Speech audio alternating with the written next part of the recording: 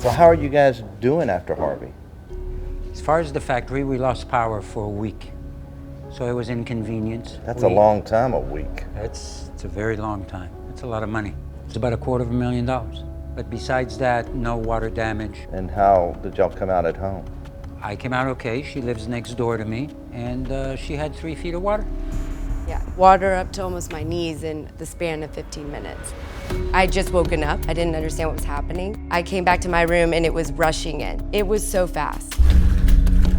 It was definitely scary, but I made it to my parents' house. It's my house. I lost a few things. We're all safe.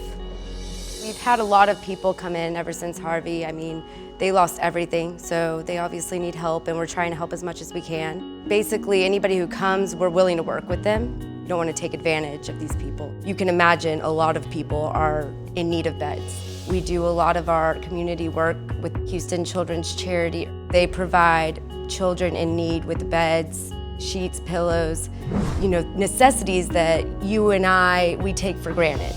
I'm proud to work for this company where we're trying to help the community, and I think it's important. What happened to us is going to linger for a long, long time. The community that we live in made me. Someone walks into our business, they have a need and they can't afford what we would normally have them buy it for. What they can afford, that's what they're going to pay. You're a good man.